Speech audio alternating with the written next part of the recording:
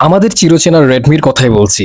আজকে আমি কথা বলছি রেডমি 30 নিয়ে। বাংলাদেশে রিসেন্টলি লঞ্চ হয়েছে দুইটি ভ্যারিয়েন্টে, একটি হচ্ছে 6128 আর একটি হচ্ছে 8128। প্রথমে একটু দামটা নিয়ে কথা বলা যাক। তাহলে প্রাইস রেঞ্জ রাখা হয়েছে বাংলাদেশের প্রাইসে এই দুইটি ভ্যারিয়েন্টের। 6128 এর দাম হচ্ছে 17,999 টাকা এবং 8128 এর প্রাইস রাখা হয়েছে 19,999 টাকা। মোবাইলটির কালার আমরা 4 রকমের পেয়ে যাচ্ছি এবং আমরা তার সাথে পাচ্ছি full HD plus resolution display এবং তার সাথে আছে 5000 mAh এর ব্যাটারি এবং 33 ওয়াটের চার্জিং সিস্টেম। সবকিছু মিলিয়ে আমরা গোছানো টাইপসের এই মোবাইল ফোনটি পেয়েছি।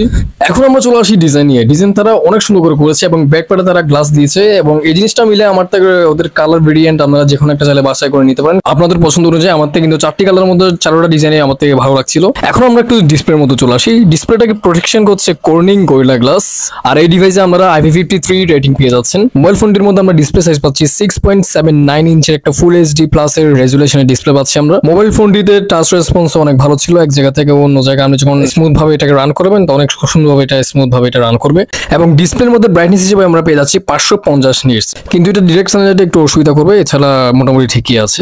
আর মোবাইল ফোনটি রান করছে HyperOS বেসড অন Android 14 দ্বারা। আর প্রসেসর হিসেবে রয়েছে MediaTek Helio G91 Ultra। আমরা তাহলে একটু ব্যাটারি নিয়ে কথা বলি। ব্যাটারি 5030 mAh এর ব্যাটারি দেওয়া হয়েছে। এখানের মধ্যে আমরা যদি ভালোভাবে ইউজ করেন তাহলে এটা একদিন প্লাস চলে যাবে। আমরা যদি নর্মাল ভাবে এটাকে ইউজ করেন তাহলে এটা একদিনের মতন চলে যাবে।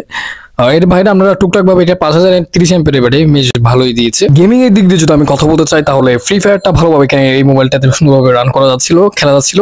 কিন্তু পাবজি যদি আমরা খেলতে যান তাহলে এখানে আমাদের ল্যাগের পরিমাণটা একটু বেশি দেখা যাবে। নর্মালভাবে আমরা খেলতে পারবেন। এখন তাহলে ক্যামেরার দিকে আসা যাক। ফ্রন্ট ক্যামেরাটা অনেক বড় সড়ো দিয়েছে, 108 মেগাপিক্সেলের ফ্রন্ট ক্যামেরা দিয়েছে এবং পরবর্তী শুটার হচ্ছে 2.4 ম্যাক্রো শুটার। ক্যামেরার দিক দিয়ে যদি আমি একটু আশাবাদী হই তাহলে অন্যান্য মোবাইলের প্রাইস পয়েন্টের দিক দিয়ে এই মোবাইলটার ক্যামেরা ওদের থেকে বেস্ট হবে আমার বলে মনে হয়।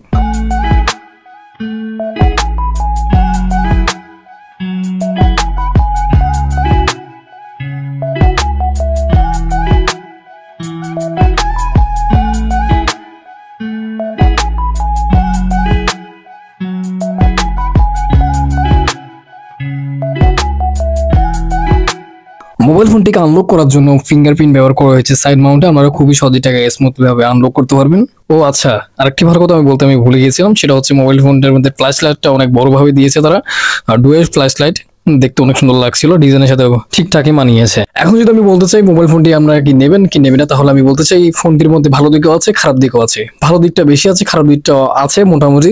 মোবাইল ফোনটির মধ্যে আমার বিশেষভাবে আকর্ষণ করছিল মোবাইল ফোনটির ডিজাইন এবং মোবাইল ফোনটির ব্যাক গ্লাস। আমার থেকে দুটাই ভালো লেগেছিল এবং মোবাইল ফোনটির সাউন্ড কোয়ালিটি অনেক ভালো। আমরা চাইলে শুনে দেখতে পারেন, ওখানের মধ্যে নেওয়ার আগে চেক করে দেখবেন সবকিছু। সবাইকে অসংখ্য ধন্যবাদ আমার সাথে এতক্ষণ থাকার জন্য। ধন্যবাদ।